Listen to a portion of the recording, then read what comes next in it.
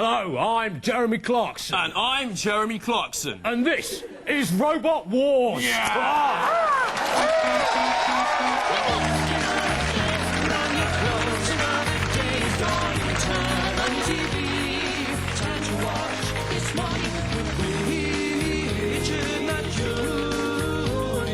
Let down your hairs, forget all your cares. Kick off your shoes, here is the news. Take off your shirt, here is the dirt. Take off your pants, thanks. With Richard and Judy. For better, not worse, it's live, not rehearsed. Made fun of money, surprisingly funny. Welcome your hosts, they call futures you. They have no idea, so let's see how they do on this morning with Richard and Judy.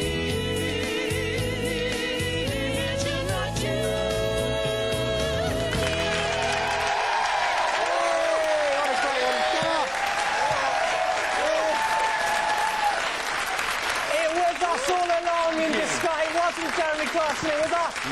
It was two of us. Thank you. I'm Stewart Lee. And I am unnamed Richard Herring. And welcome to This Morning with Richard Not Judy, the morning TV show with a difference. That's right, the difference being that it is on in the afternoon and very late on Friday night. Apart from that, it's exactly the same as the others. Yeah. Stu, look, I really think, I know we said this last week, but I think we need to succeed. We need an on-screen chemistry, so I think we need to we don't need to do that. We'll just leave it. Please, come on, it's like, come on, just try it. You want it. You want it. Leave it. You do. We could be like Denise Van Outen and Johnny Vaughan on The Big Breakfast. Yeah, I hate that. Johnny Vaughan is good, right? He sits there saying genuinely funny and interesting things, and then Denise Van Outen spoils it by just sort of laughing, interrupting, and then explaining the joke he's already made at enormous length. Yeah, that's so true, actually. He says something really funny, right? And then Denise Van Outen will say something else, won't she? And then she'll just explain what he said. It's really rubbish. Yeah, right.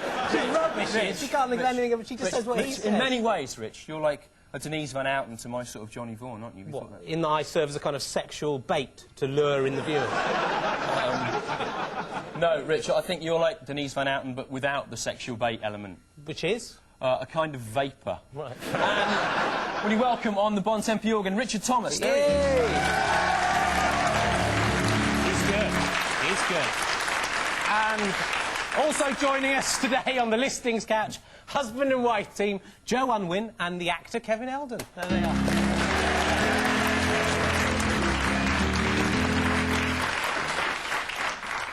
See, they've made a little action figure of Lee Hurst there. Anyway, there's one of you, Stu. Look, he's got the same haircut. Right. Now, if you were watching last week, you'll know that, like the new Labour Party, we have written down 5 unchanging aims, which we promised to achieve by the end of the series. Yeah, let's recap on those aims and see how we've done so far. OK, aim 1 is to mark Michael Flatley's imminent retirement by organising a gala performance of Riverdance involving all the dancers who've ever worked with him, and that's going to take place on Michael Flatley's face. That's right. Aim 2, to reflect public excitement at the British Winter Olympics bobsleigh bronze by sending a drunk clown to some deserted waste ground to let off a single party popper and then fall down in a puddle. Yeah. Aim 3, to counteract global warming by getting all our viewers to blow on the world as if it was soup. Aim 4, to replace the Queen Mother's dodgy hips with 2 rotating circular saw blades, making her the ideal combination of beloved public figure and useful industrial woodcutting tool. Beautiful. And aim 5, to avert the Gulf War by bombarding Saddam Hussein with the one weapon he could never resist. Love. Those are the aims. We haven't achieved any of them yet, but there's still 6 weeks to go. Now, it's Sunday lunchtime, so prepare to be enlightened.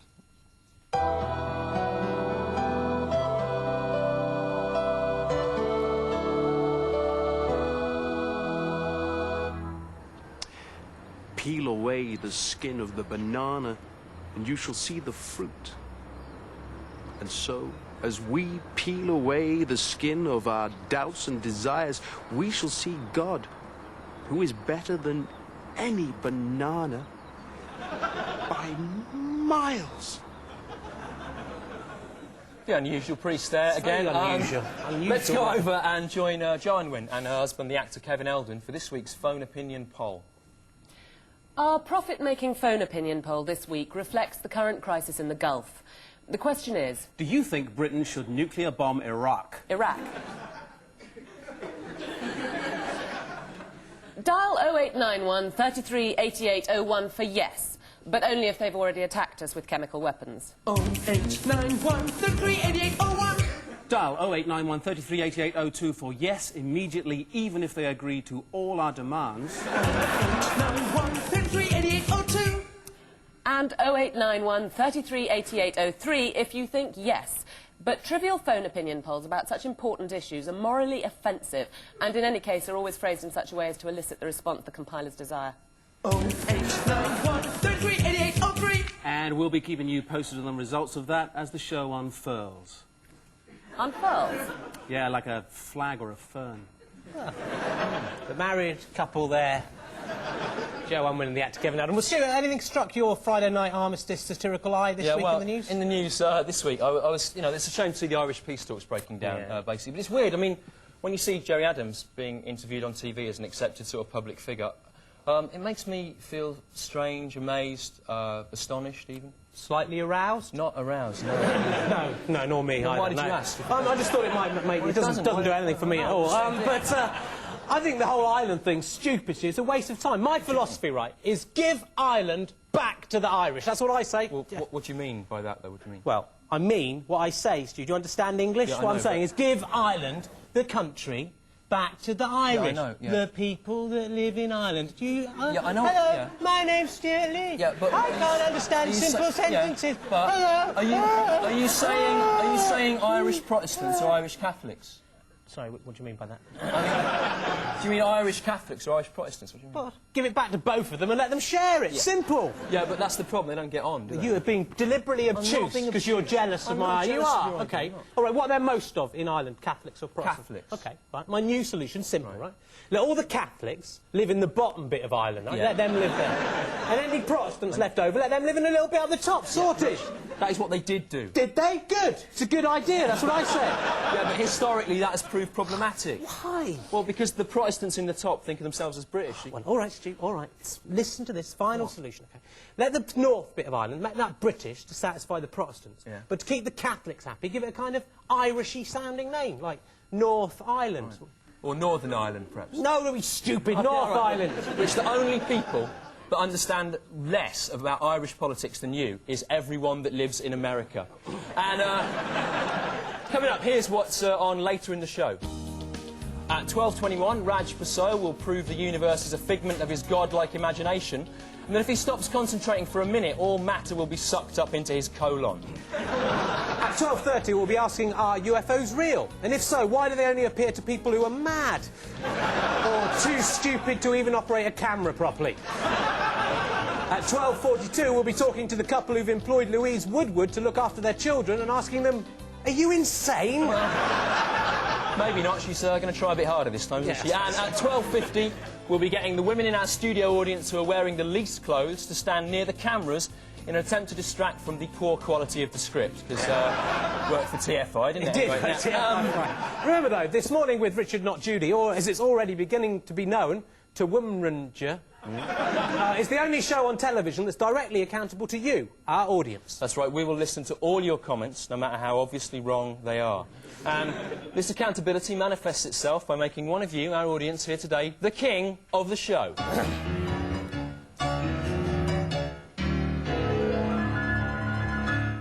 Now, as king, you're going to be spoiled bloody rotten. Oh, firstly, you'll be waited on by our two handmaidens, Trevor and Natalie. Here they come. Trevor and Natalie. They're easy on the eye. Hello, Natalie.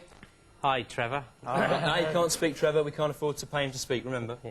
Sir, not been going too well with Trevor, Rich. No, Shaw. he doesn't seem interested in me. It's such a shame, Stu. He's so attractive. I want him. Yeah. I don't think he is attractive, though. I've worked out what it is. Look at his face there, right? His face is too small. Look at that. That is a small, tiny, that is a size 5 face on a size 8 head. Stewart, you leave him alone. Don't you harm a hair on his face. There aren't any either on his face. Shut up. Okay, you right, leave him fine. alone. Right. As king of the show, you will not only be pampered by an outlandishly tall woman and an absurdly small-faced man. Stewart, leave it. You will also get to eat and drink whatever you desire from this, the Enoch Powell Memorial Trolley. Here it comes, yes. in memory of the bug-eyed, quavering-voiced wrong man who was buried this week. The usual luxurious spread is supplemented by Enoch's favourite foods from all over the world. That's right. Jamaican rum there, his particular favourite. And from Russia there, we've got some Tolstoy Imperial vodka-style spirit drink. That's right. As well as writing the definitive Russian novel, Tolstoy also invented this cheap supermarket imitation vodka. Yeah, that's right. It's for people who think drinking vodka is an affectation, but feel they're too good for meths. From America, Golden Graham's, good advertising slogan they've got, of course, you get that honey taste. Yep, in many ways a better advertising slogan for honey. That's true. And finally from China, pot noodles. And in case you like eating pot noodles but are conscious about your health, pot noodle light there. That exists. It does. I can't believe that. And this week, in a brave utilitarian gesture, we'll be choosing the king on the basis of whichever one of you came in with the least money. Yeah, right? we did a spot check as you came in, and our king this week, Natalie, is, let me see, the king is James Whittam-Smith. Come on! And King James making his way down the staircase. What responsibility on such young shoulders. He looks terrified and unhappy. But, you know, that's live TV. We didn't know it was going to be a tiny child, did we? The king is crowned! Long live the king!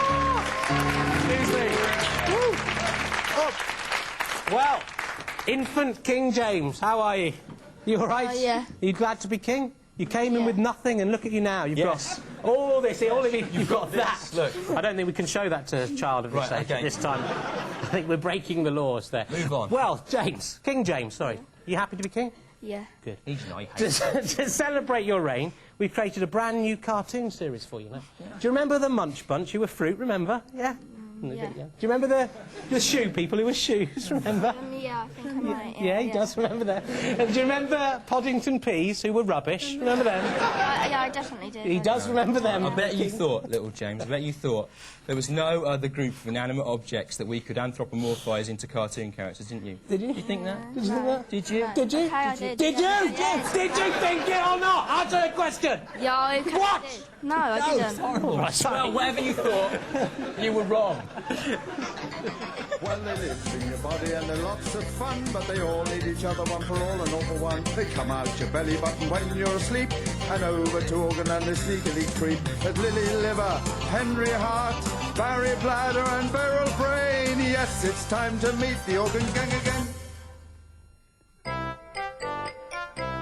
Who's in Mr. Cosgrave's pedal bin today? Why, it's Henry Hart. Hello, Henry. I hear you had your friends round to tea today. And did everything go to plan? Oh. Well, why don't we tell everyone about it?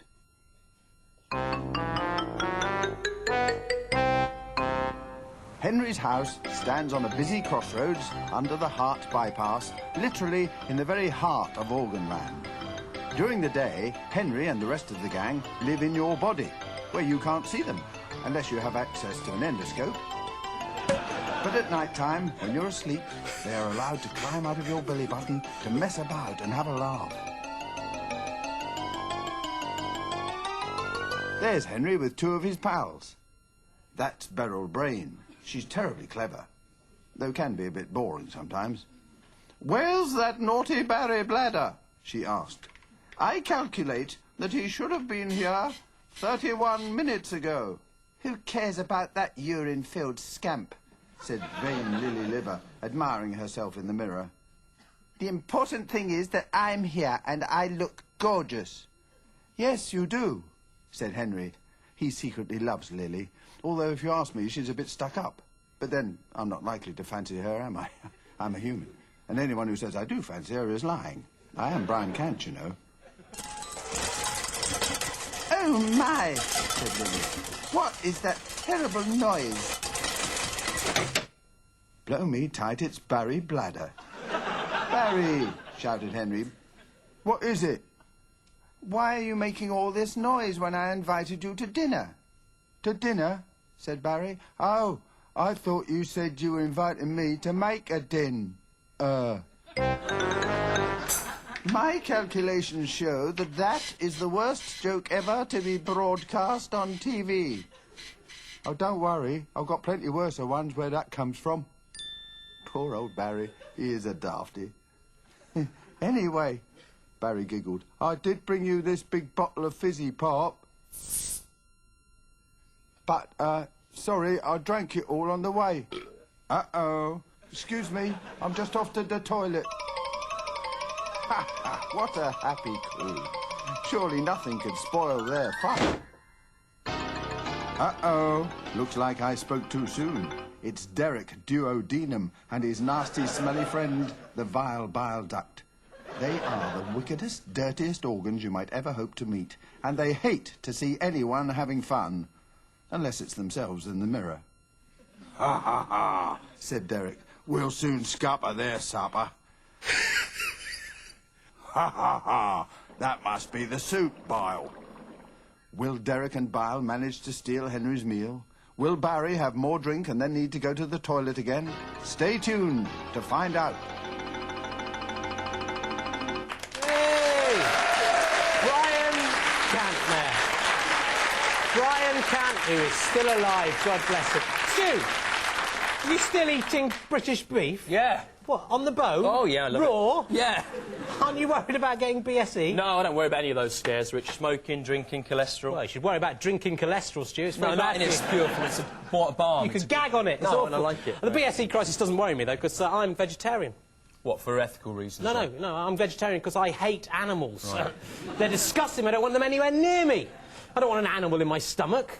I'm not Richard Gere. I mean, but at least I will never get BSE. Oh, right, OK. What about milk? Milk? Yeah, milk. Milk? Milk. Milk? You drink milk, don't you? Yeah, I'll drink milk. I always will. There'll always be milk, Stu. Scientists are now saying milk could have BSE, right? Yeah, cow's milk. Yeah, but there's other kind of milk other than cow's milk, isn't there? All mammals suckle their young, after all. OK, goat's milk, then. You're going to drink No! Don't want to drink goat's milk, do I? The goat is a dirty, lascivious animal. Okay, right. You don't know where its teats have been, dragging in the dirt. What about sheep's milk, then? No! I don't want to eat milk with all wool in it, do I? I'm not sick. All right, what milk would you eat, you know? Well, cat's milk is Cat's nice, milk? Yeah? Why are cats any worse than cows? The cat is a clean animal. Regularly cleans its teats with its cat tongue. Yeah, with its cat breath, cat food flavoured tongue that's been all round its cat's bum, doesn't it? How'd you get milk out of a cat? It's easy, Stu. You only have to find a cat that's lactating, which is easier than you think. I don't suck it straight from the teat, Stu. Whatever anyone says, I'm not sick. What I do is I milk the cat's teat into a little dish like that, and then I lap it up out of there. I take all the hair and fur and stuff out first. And the cats like being milked, Stu. If you look at their little faces, it's almost as if they understand. As if they understand what, Rich? A 30-year-old man is milking them into a dish and then lapping up their milk. They understand that, do they? If you'd listen, I said it's almost as if they understand. They don't understand, shut obviously. Up. You shut up. Leave it.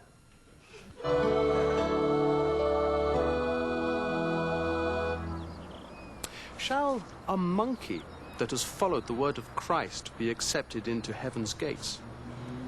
Yes, he shall. Shall an ant that has followed the word of Christ also be accepted? Such is the wondrous plan of God. Now, King James, you are the new king for about another half hour. Is there any law you'd like to put into action? What is it? Yeah, that Jim Davidson should be shut up in prison. Like Jim Davidson? He's put in prison. Make it so! Make it so! The king has spoken. The king has spoken out of the mouths of babes. The king has spoken.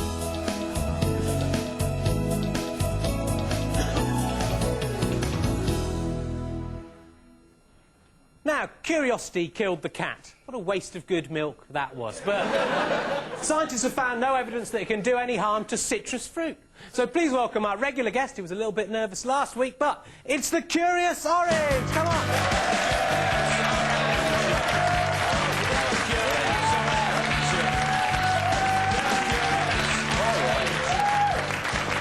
Hello, Mr. Rich. Hello, Mr. Stu. I am Curious Orange. All right, are you a bit more confident this week, Curious Orange? Yeah, a bit. I hope so. You were awful last week. Stewart, all right, give him a break, come on. It was so boring. It isn't boring, it's interesting. He's a speaking orange. Yeah, an orange that speaks a load of boring rubbish. Stewart! It's terrible. Shh, leave him alone. Come on, what are you curious about this week, the Curious? Shut up, the Curious Orange. Well, Mr. Rich, this week, this little question has been tickling my curiosity. Just hurry up. Stu! Do wasps produce honey? I mean, we all know that bees make honey, and wasps look a lot like bees, but I've never seen a jar of wasp honey for sale. You noticed that, have you? How interesting that is.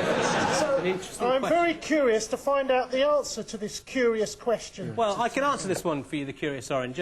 Wasps will steal honey if they get access to a beehive, but they are carnivores. They usually feed on larvae and other chitinous insects. Chitinous, yeah. They don't actually store anything in their hives. They're used for rearing wasp larvae. That's the answer. Well, I never. What a curiosity. Yeah. You never guess to look at them with their sort of yellow... So, is your curiosity satisfied now? That was a good question, wasn't it, that I asked? Yeah, it was. Quite a good question. Good. So, is your curiosity satisfied? Yes. Ladies and gentlemen, the Curious Orange. Curious Orange, there he is. That's the Curious Orange. You might not like him now, but you'll all be doing it in the playground in a month's time. Even those of you not at school will be going into playgrounds specially to do it, you pervert. Anyway, coming up now, another visit behind the scenes of the offices of the Rye and Arch magazine, The Ironic Review. Yeah, I'm very curious to see what will happen this show. Shut your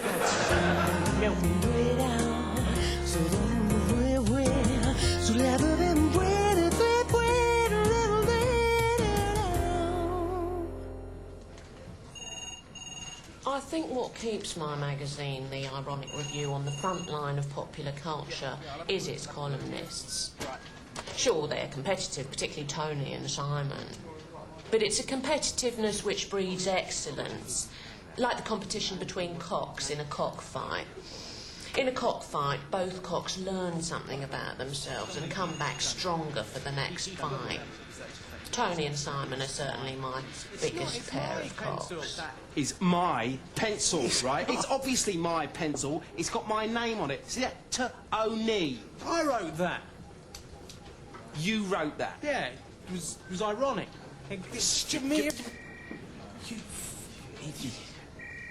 Imagine Prince Ulysses fighting Grant Mitchell. It's brilliant.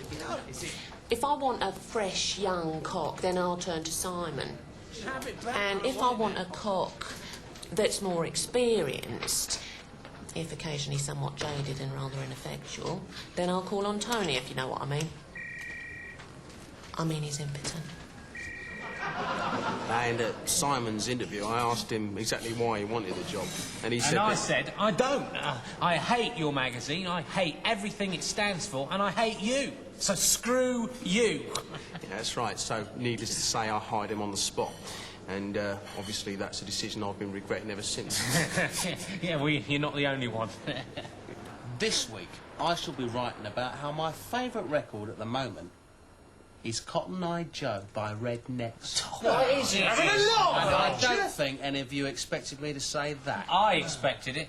You didn't. I did. Oh, yeah. In 1998, you expected me to say I like Red Necks. Yeah, I did. More so than ever now, yeah. What are you I've always talking expected about? you to want it. Look, I'd written this down before the meeting. Tony You likes just wrote that just now, didn't you? My idea is that they should put up a statue in Trafalgar Square to the nanny, Louise Woodward. You're having a laugh! No, Louise Woodward has been found innocent by the people who drink in her local pub. There's no reason why she shouldn't be honoured. They should have a statue there. Will you shut up, all of you? None of you have said anything I haven't expected to be heard all day. What about my Red Necks thing? Yeah, including that, Tony. So will you just keep your mouth shut till you've got something really ironic to say?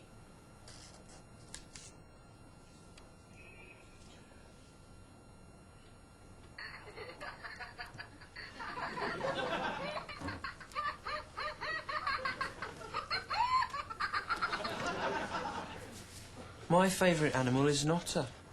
All right. It is as well. All right, the otter. Let's kick that around for a bit. Otters, anyone? Some women would relish the idea of two men fighting to impress them. Horns locked like a pair of rutting stags. Sweat dripping down their muscular, bloodied torsos.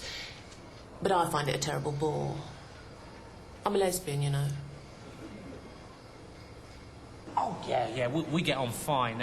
You know, it's a love-hate relationship. Yeah, he loves me and I hate him.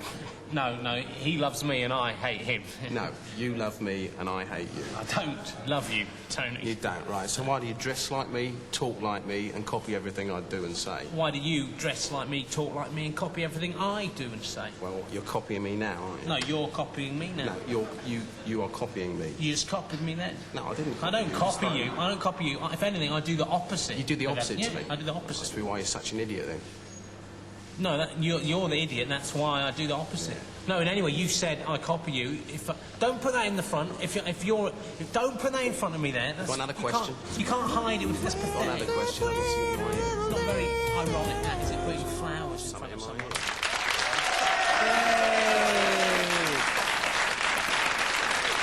Yay! They're great. Over to Jo Unwin and her husband, the actor Kevin Eldon, to see how the viewers' phone opinion poll's going along. We've had 1,234 phone calls. 20% said yes, 62% said yes, 18% said yes. So it really could go any way, guys. Right, our interview guest today has appeared in the Friday Night Armistice programme. He's written for Brass Eye and for Alan Partridge. But he's probably best known for his appearances in the pot noodle adverts. It's Peter Baynham. Hey, Peter Baynham. Hey, say it, Pete.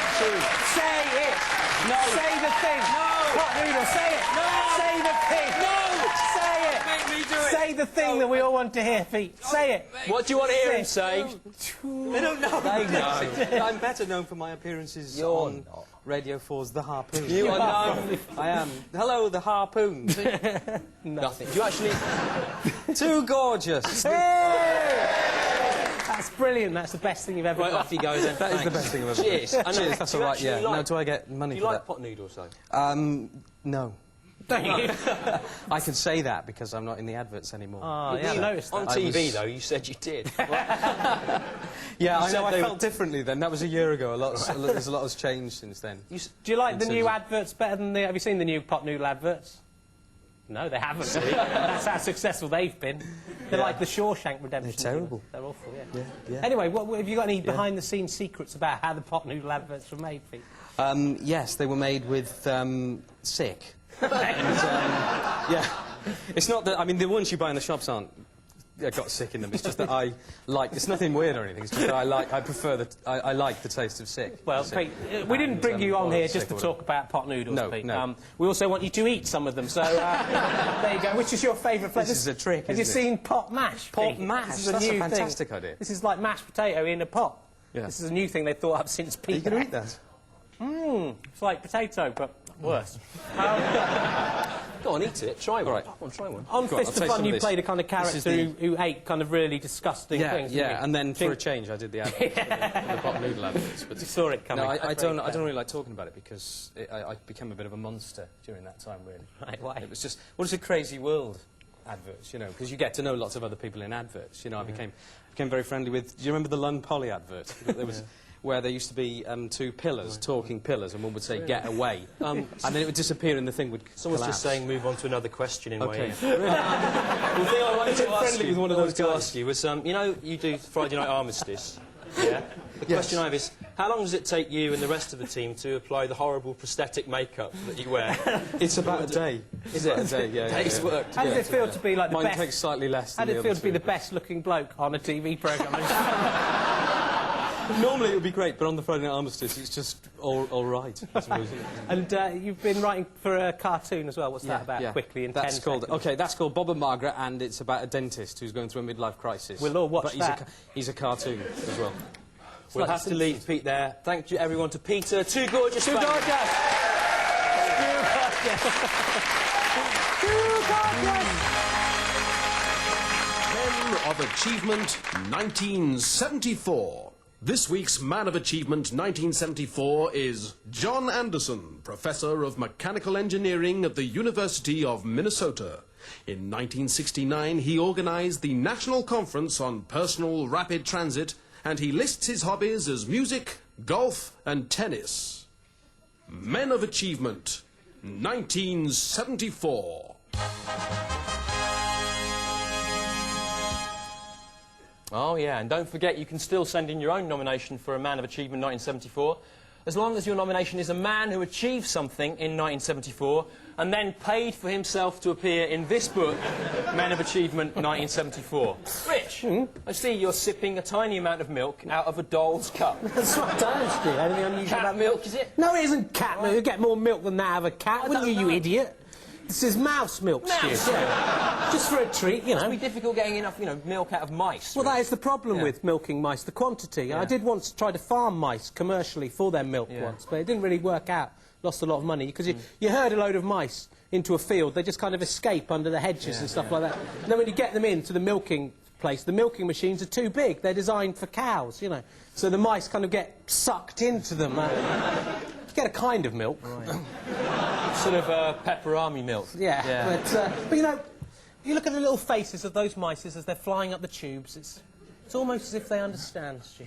As if they understand what, Rich? That a man trying in vain to milk them has sent them to their deaths by sucking them up tubes designed to fit on cows' udders. They understand that. I do wish you listened. I said almost again. You're sarcastic. Do you think they understand more or less than the cats, the mice? What do you think there? I think on an individual basis, less, but there are more mice, so the total level of understanding is probably equal. Anyway, enough milk, Rich. There's no such thing as enough milk, Stu. There is enough. There'll always be milk, Stu. No, people love milk, don't you? I don't want to hear any more about milk. You love it, don't you? You love milk. See, they love milk. So there's all kinds of milk. Pig's milk, leopard milk, koi poo milk, horse milk, otter milk, sloth milk, monkey milk.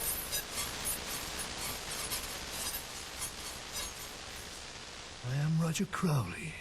Destruction follows me like a shadow.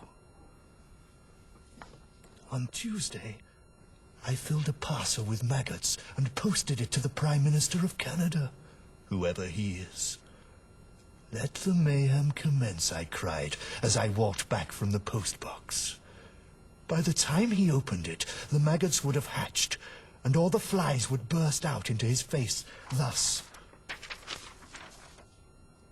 On Thursday morning, my doorbell rang. The postman had a parcel for me. I tore it open before I had a chance to read the label. Insufficient postage returned to sender, and the flies swarmed into my house. My plan had failed. But imagine if I had succeeded.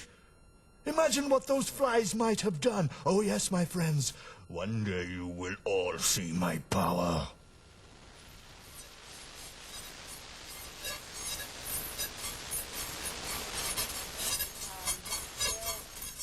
Rat milk, duck milk, platypus milk, weasel milk, there is... Rich, stop going on about milk, for God's sake. There's all kinds of milk, I know, but you've just been listing milk for a minute and a half. There'll always be milk, Stu. Oh, and I'm just hearing in my ear that some of you may have lost transmission there again. I'm sorry, we'll try and sort that out for next week. You missed Rich's milk list there. Don't worry, I can do it again, Stu. There's cow milk, dog milk, winky milk, in the meantime, let's go over to Jo Unwin and her husband, the actor Kevin Eldon, to find out some of the things you can get up to this week in the listings. Thanks, fellas. Thanks. Well, her mouth is cocked and loaded with words, so when you're ready, Jo... Fire! The Unusual Cottage Cheese Shop is having an opening ceremony this week in London's Covent Garden. Lionel Cosgrave of Acton's Unusual Cottage Cheese proved so popular with friends and neighbours that he hopes to produce it on a commercial scale. The cheese is made to a secret formula and costs £500 for a small punnet. But Lionel explains that because he's only able to produce half a teaspoonful of the cheese a day, Lionel says, my unusual cottage cheese is full of vitamins and is suitable for vegetarians, unless they're very strict. That sounds absolutely delicious, doesn't it? Doesn't it? Yeah. And the Admiral Insurance Awards for Unfulfilled Promise will be held in Glasgow on Sunday. It will be hosted by Ross Thingy, who used to be in EastEnders, but left to find more challenging work and ended up playing a Scottish Admiral Nelson on a low-budget insurance advert before being sacked. Nominees include Paul Squire, Rednecks, Colley Kibber, the 18th century poet laureate, and Leon Herring of This Morning with Richard Not Judy. Well done, boys. Good luck with that one, lads. And that's all the events for this week. Hey, guys, I was just thinking, shame old Tony Blair's wasn't nominated for that Unfulfilled Promise Award, you know. He's not really lived up to expectations, has he? Well, Only been in the job for about 6 months. A bit early to judge, isn't it? Yeah, but, yeah. But what? Well, I think he's done all right, given, you know, the time and everything. Yeah, So what is it? Do you think he's lived up to expectations or not? I don't understand. Is it too early to judge? Too early to judge or what? yeah, it's too early. What did you say? I said it's too early. Are you happy?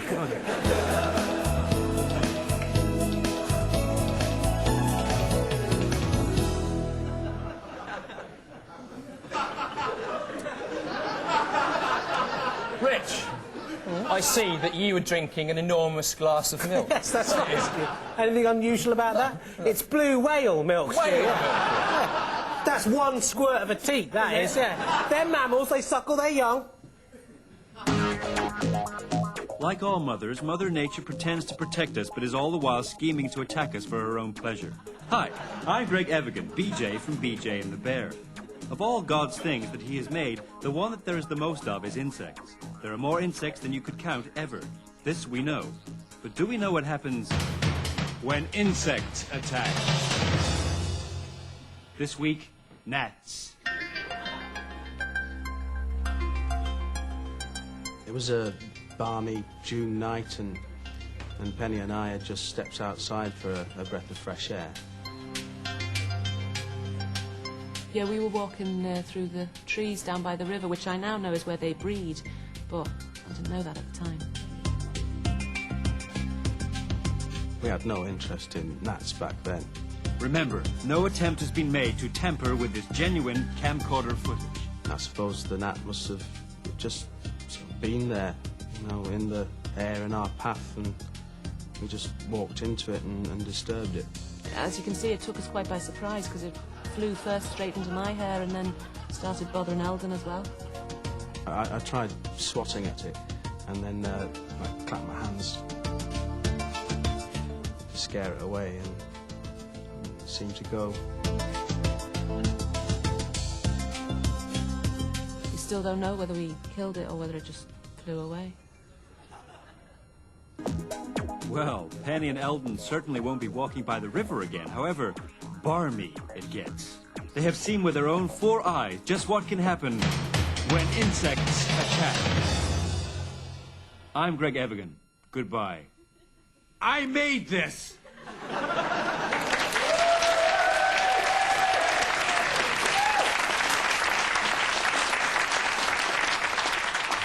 At this point, I was going to ask the King a question about Prince Geoffrey of Brunei, a hotel room and 40 prostitutes, but it seems inappropriate given his age, so instead I'm going to present him with this Power Rangers action figure. I'll treasure it forever. He'll treasure it forever. The King has spoken.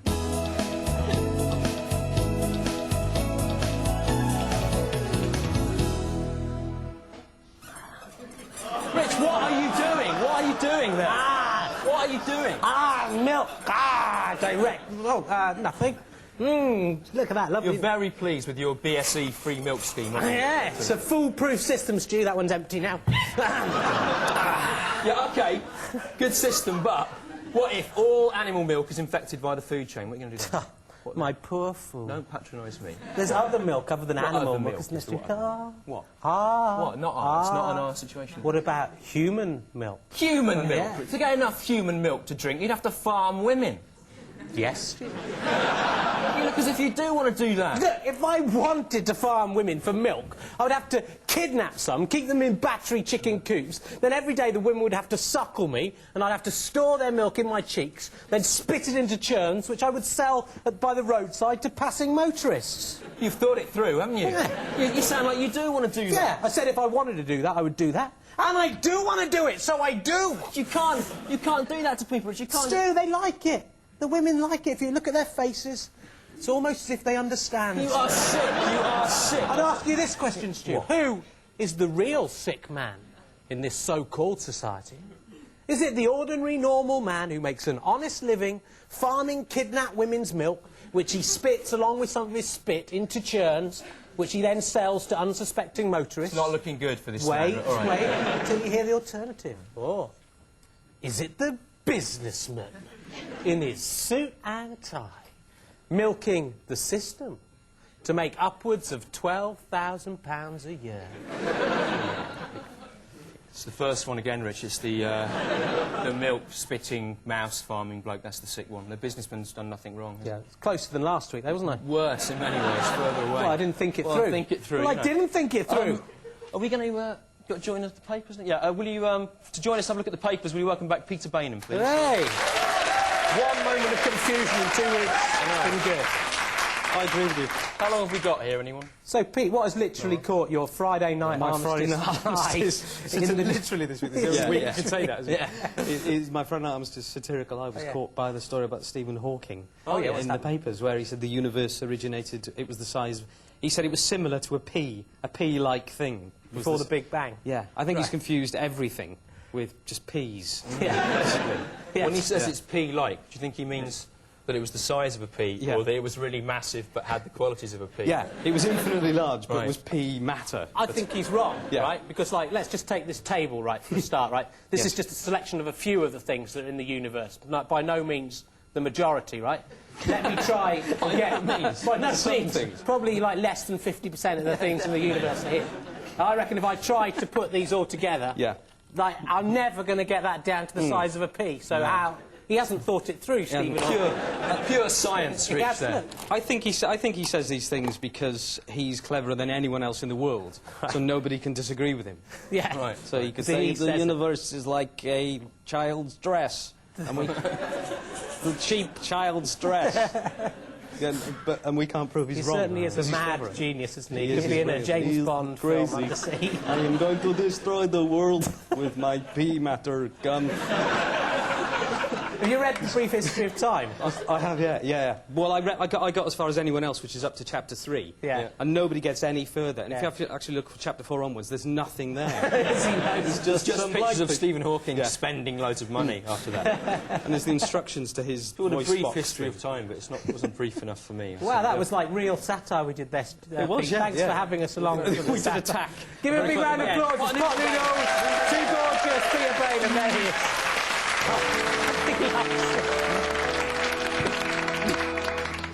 For it is written, vanity of vanities, all is vanity. But only I have realized the true meaning of that.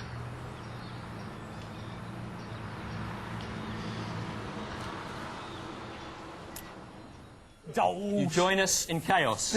Something goes wrong. At the end of the show, this final section is going to be directed by the BBC's new blind director. Yeah, he just did the previous bit as well. So well. But that particular shot was actually shot by a sighted cameraman. Yeah, check your prejudice in. You're the sick one. Just time to get the results of the phone poll from Jo Unwin and her husband, the actor Kevin Eldon. Yes, and as you remember, the question was, should Britain bomb Iraq? Iraq. Please. And we had 1,270 phone calls. The results are 20% said yes, 62% said yes, and 18% said yes. Yes. Pretty conclusive there. Right, next week the king of the show is going to be our oldest viewer, so if you think you might be the oldest person watching the show, then write to us, tell us how old you are, and if you're the oldest viewer, then you could be sitting there with that very young person sitting. Oh, the irony. That's right. And the address for that or anything else is This Morning with Richard, not Judy, room 3306, BBC TV Centre, Wood Lane, London, W127RJ. Or you can email us if you're a nit, or visit our website there. It's the address should be on the screen, hopefully. Are you on the internet, Stu? No, Rich, because I don't like Red Dwarf or child pornography, so it's of no interest to me. Hopefully next week you'll get to see the second part of the Organ Gang, and maybe without a vicar over the top. It's Sunday, so let's end with a hymn. He's got the whole world in his hand. Stand up, put on your Church of England hat. Join in at home. 1, 2, 3. He's got the whole world in his hand. He's got the whole